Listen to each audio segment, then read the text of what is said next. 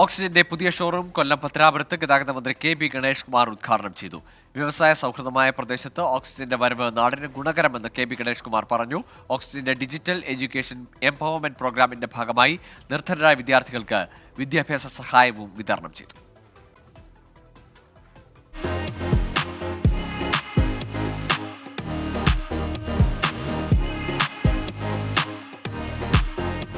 Electronics, home appliances, digital gadgets, retail വിപണന രംഗത്ത് 25 വർഷത്തെ പാരമ്പര്യമുള്ള ഓക്സിജന്റെ പുതിയ ഷോറൂമാണ് പത്തനാപുരത്ത് ഗതാഗത വകുപ്പ് മന്ത്രി കെ.ബി. ഗണേഷ് കുമാർ ഉദ്ഘാടനം ചെയ്തത്. വ്യാപാര രംഗത്ത് പുലർത്തുന്ന വിശ്വാസ്യതയ്ക്കൊപ്പം സേവന രംഗത്തും ഓക്സിജൻ നടത്തുന്ന പ്രവർത്തനങ്ങൾ മാതൃകാപരമെന്ന് മന്ത്രി കെ.ബി. ഗണേഷ് കുമാർ. നമ്മുടെ ഒരു മാർക്കറ്റ് മുന്നിൽ കണ്ടുകൊണ്ട് തന്നെയാണ് പത്തനാപുരത്തിന്റെ വികസനത്തിന്റെ ഒരു വലിയ മാർക്കറ്റ് മുന്നിൽ കണ്ടുകൊണ്ടാണ്.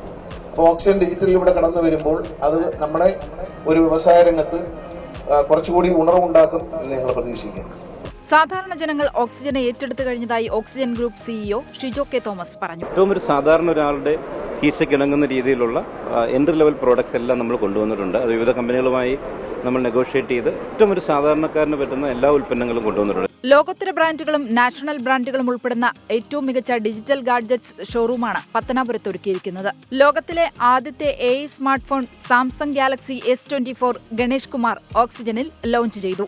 ഓക്സിജന്റെ ഡിജിറ്റൽ എഡ്യൂക്കേഷൻ എംപവർമെന്റ് പ്രോഗ്രാമിന്റെ ഭാഗമായി നിർധനരായ വിദ്യാർത്ഥികൾക്ക് ലാപ്ടോപ്പും ബുക്കുകളും കൈമാറി. പത്തനാപുരം ഗാന്ധിഭവൻ സ്ഥാപകനും മാനേജിംഗ് ട്രസ്റ്റിയുമായ ഡോക്ടർ പുനലൂർ സോമരാജൻ തുടങ്ങിയ സാമൂഹ്യ സാംസ്കാരിക രാഷ്ട്രീയ രംഗത്തെ പ്രമുഖർ ചടങ്ങിൽ പങ്കെടുത്തു. 24 കൊല്ലം.